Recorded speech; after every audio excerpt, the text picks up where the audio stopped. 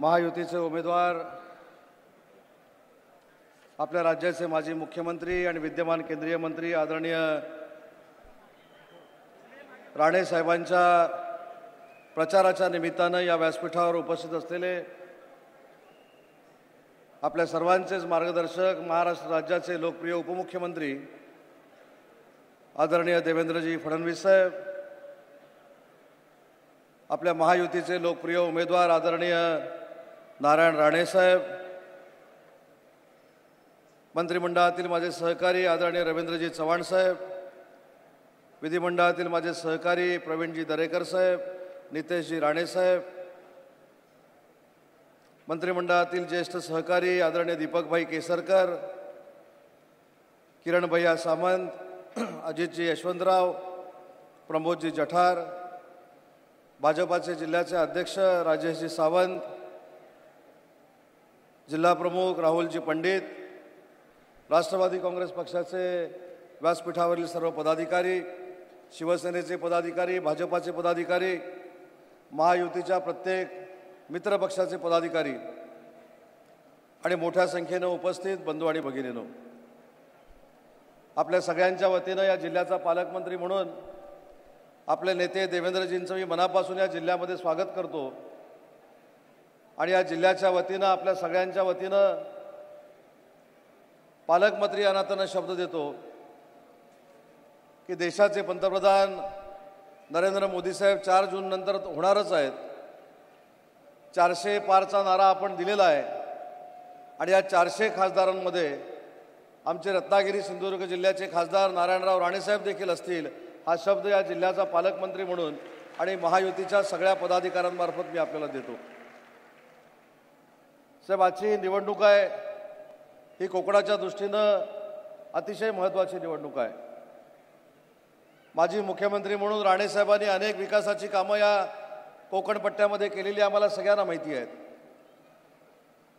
2014 पासून आपण राज्याचे मुख्यमंत्री होता.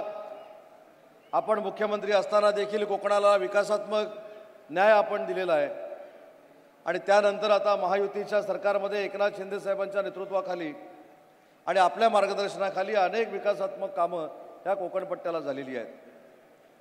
सिंधुदुर्गचं विमानतळ असेल, रत्नागिरीचं विमानतळ असेल, सिंधुदुर्गच्या विमानतळावरनं विमानानं टेक ऑफ घेतलं आहे. पुढच्या वर्षीपासून रत्नागिरीच्या विमानतळावरनं देखील विमान टेक ऑफ घेणार आहे. एवढा निधी देवेंद्रजी आपण या कोकणाला आणि विशेषतः रत्नागिरी जिल्ह्याला दिलेला आहे. आपल्या संकल्पनेतल्या अनेक योजना या कोकणवासियांनी स्वीकारलेल्या आहेत आणि त्याच्यातनं अनेक विकासाची कामं या रत्नागिरी जिल्ह्यामध्ये झालेली आहेत. मला शिवसेना, भाजप, राष्ट्रवादी काँग्रेस पक्ष आणि मित्रपक्ष या सगळ्या पदाधिकाऱ्यांना मला विनंती करायची आहे की ही निवडणूक आपली स्वतःची निवडणूक आहे असं समजून आपण सगळ्यांनी कामाला लागलं पाहिजे.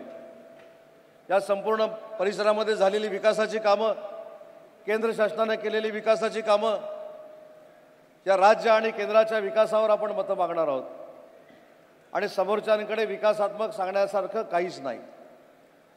2 जाहीरनामे प्रसिद्ध झालेत. एक शरद पवार साहेबांच्या राष्ट्रवादी काँग्रेस पार्टीचा झालाय आणि एक उबाठाचा झालाय. शरद पवार साहेबांच्या राष्ट्रवादी काँग्रेस पक्षानं सांगितलंय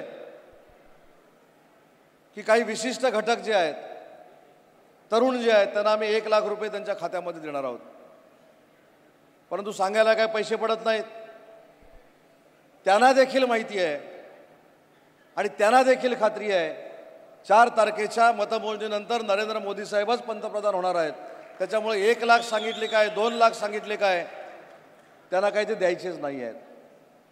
आणि उबाटाच्या जाहीरनाम्यामध्ये माझ्या विभागाचा उल्लेख केला गेलेला आहे. तसं तर देवेंद्रजी, मी ज्यावेळी गुवाहाटीला गेलो तेव्हापासूनच त्यांचं प्रेम माझ्यावर जास्त आहे आणि म्हणून उद्योग खात्यातले सगळे उद्योजक हे परराज्यामध्ये गेलेत आणि ते आम्ही आणण्याचा प्रयत्न करणार आहोत, अशा पद्धतीचा जाहीरनामा त्यांनी प्रसिद्ध केलेला आहे. पण कोकणातल्या तरुणांना देखील समजलं पाहिजे. आज जो हा लोटे परशुराममध्ये 3000 कोटीचा कोका कोलाचा प्रकल्प झाला, त्याचे खऱ्या अर्थानं प्रणेते जर कोण असतील तर ते देवेंद्रजी फडणवीस होते. 16 सालामध्ये हा प्रकल्प रत्नागिरीमध्ये आणण्याचं ठरलं.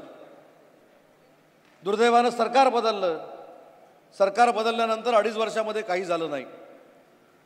देवेंद्रजी उपमुख्यमंत्री झाले, एकनाथ शिंदे साहेब मुख्यमंत्री झाले. एका दिवसात कोको कोला कंपनीचे सगळे प्रश्न सुटले आणि 3,000 कोटी रुपयाची इन्व्हेस्टमेंट ही आपली रत्नागिरी जिल्ह्यामध्ये आली. त्याच्यामुळे गतिमान सरकार म्हणून काम करत असताना उद्योग आणण्याचं काम आम्ही काम करतोय आणि उद्योग घालवण्याचं काम जर कोणी केलं असेल तर मागच्या 2.5 वर्षामध्ये झालेलं आहे. साधं त्याचं उदाहरण आहे. पोलीस खात्यातले एक अधिकारी रजेवर जाऊन शिवसेनेचे पदाधिकारी बनले होते उबाठाचे. त्यांना पुन्हा एकदा प्रशासनामध्ये घेतलं. त्यांना सांगितलं की मला 100 कोटी रुपये मिळाले पाहिजेत आणि त्यांनी 100 कोटी रुपये मिळवण्यासाठी अंबानीच्या घराखालीच जिलेटिन ठेवलं. अशा पद्धतीची दहशत मागच्या 2.5 वर्षामध्ये निर्माण झाली. आणि म्हणूनच मला असं वाटतं की जे उद्योजक परराज्यांमध्ये गेले हे खऱ्या अर्थानं जर पाप कोणाचा असेल तर ते उबाठाचं आहे आणि उबाठाच्या प्रमुखांचं आहे. पण सरकार बदलल्यानंतर परिणाम काय झाला? आजच्या तारखेला गर्वानं आणि अभिमानानं सांगतो की हा महाराष्ट्र राज्य, हा महाराष्ट्र माननीय शिंदे साहेबांच्या नेतृत्वाखाली, देवेंद्रजींच्या नेतृत्वाखाली, अजितदादांच्या नेतृत्वाखाली सलग 2 वर्ष परकीय गुंतवणुकीमध्ये 1 नंबरला आहे. आणि तो असाच 25 वर्ष राहील याची देखील खात्री माझ्यासारख्या कार्यकर्त्याला आहे. आणि म्हणून आपली जी लढाई आहे, मी साहेब मगाशी रायगडमध्ये देखील सांगितलं की मला असं वाटतं की उमेदवारांमधली ही लढाई नाही, तरी नरेंद्र मोदी विरुद्ध कमकुवत असलेला राहुल गांधी यांच्या विरोधातली लढाई आहे. आणि मी एक अनुभव सांगतो. मी साहेबांच्याच सांगण्यावरनं साहेबांच्याच नेतृत्वाखाली, एकनाथ शिंदे साहेबांच्या नेतृत्वाखाली दक्षिण कोरियामध्ये गेलो होतो. आणि दक्षिण कोरियामध्ये कशासाठी गेलो होतो तर पुण्याचा हुंडाईचा जो प्रकल्प आहे तो चेन्नईला निघाला होता आणि तो चेन्नईला जाऊ नये यासाठी देवेंद्रजींनी मध्यस्थी केली होती. आम्ही त्या ठिकाणी गेलो, 6,000 कोटी आणायला गेलो होतो. येताना आम्ही 8,000 कोटी रुपये घेऊन आलो. पण येत असताना त्यांनी जे कारण सांगितलं ते महत्त्वाचं आहे. त्यांनी आम्हाला कारण सांगितलं की मागच्या 2.5 वर्षामध्ये असे काहीच प्रयत्न झाले नाहीत. मागच्या 2.5 वर्षामध्ये उद्योगमंत्र्यांकडे गेलो, मुख्यमंत्र्यांकडे गेलो की पहिले ते CSRवर बोलायचे, बाकी कशावरही ते बोलायचे नाहीत. तुम्हाला जमीन किती पाहिजे, तुम्हाला इन्सेंटिव्ह किती पाहिजे याच्यावर मागच्या 2.5 वर्षामध्ये कधी चर्चा झाली नाही. परंतु मला अभिमान वाटतो सांगायला, मुख्यमंत्री आणि विशेषतः देवेंद्रजींनी जो पाठपुरावा केला होता त्या पाठपुराव्यानंतर आम्हाला तिथल्या व्हाईस प्रेसिडेंटनी असं सांगितलं की नरेंद्र मोदी साहेबांचं समर्थन करणारं सरकार हे महाराष्ट्रामध्ये आलेलं आहे आणि म्हणून चेन्नईला चाललेला हुंडाईचा प्रकल्प आम्ही महाराष्ट्रामध्ये आणतोय आणि 8,000 लोकांना आम्ही आता रोजगार देणार आहोत. आणि म्हणून मला असं वाटतं की ही लढाई जी आहे ही पंतप्रधान पदाच्या उमेदवाराच्या संदर्भातली लढाई आहे. ज्यांच्या आघाडीला उमेदवार मिळाला नाही, ज्यांच्या आघाडीकडे पंतप्रधान पदाचा उमेदवार नाही आणि आपल्या आघाडीकडे, आपल्या युतीकडे ज्यांनी आपल्या देशाचं नाव जगाच्या पातळीवर मोठं उज्ज्वल केलं त्या नरेंद्र मोदी साहेबांना पुन्हा पंतप्रधान करण्यासाठी आपली लढाई आहे. आणि म्हणून मगाशी मी सांगितलं, मी देखील एकनाथ शिंदे साहेबांच्या आणि देवेंद्रजींच्या नेतृत्वाखाली 3-4 मतदारसंघामध्ये होतो. पहिल्या फेजची जी निवडणूक झाली, पहिल्या टप्प्याची जी निवडणूक झाली, दुसऱ्या टप्प्याची निवडणूक आज होते. मला खात्री आहे कार्यकर्ता म्हणून सगळ्याच्या सगळ्या जागा या महायुतीच्या निवडून येतील आणि 7 तारखेला ज्यावेळी हे मतदान होईल तर ही जागा देखील महायुतीचीच असेल हा आशावाद या ठिकाणी व्यक्त करतो. देवेंद्रजींचं पुन्हा एकदा जिल्ह्यामध्ये स्वागत करतो आणि देवेंद्रजींना सगळ्यांच्या वतीनं काँग्रेस, राष्ट्रवादी काँग्रेस, भाजप, शिवसेना आणि मित्रपक्षाच्या वतीनं शब्द देतो की सगळी लोक घर टू घर जाऊन प्रचार करतायत. त्याचा पाहिजे तर आपण अहवाल घ्यावा. आपल्याकडे गृहविभाग असल्यामुळे कुणीही काही सांगितलं तर ते चालणार नाही याची देखील मला कल्पना आहे. आणि म्हणून सगळे कार्यकर्ते स्वतः उमेदवार असल्यासारखे या मतदारसंघामध्ये कामाला लागलेले आहेत. फार मोठ्या मताधिक्यानं राणेसाहेब लोकसभेमध्ये निवडून जातील हा पालकमंत्री या नात्यानं मी आपल्याला शब्द देतो आणि सगळ्या कार्यकर्त्यांना विनंती करतो की राणेसाहेबांना लोकसभेमध्ये पाठवण्यासाठी कमळ या निशाणीसमोरचं बटन दाबून फार मोठं मताधिक्य राणेसाहेबांना आपण मिळवून द्यावं एवढीच विनंती करतो आणि थांबतो. जय हिंद, जय महाराष्ट्र. ABP माझा, उघडा डोळे बघा नीट.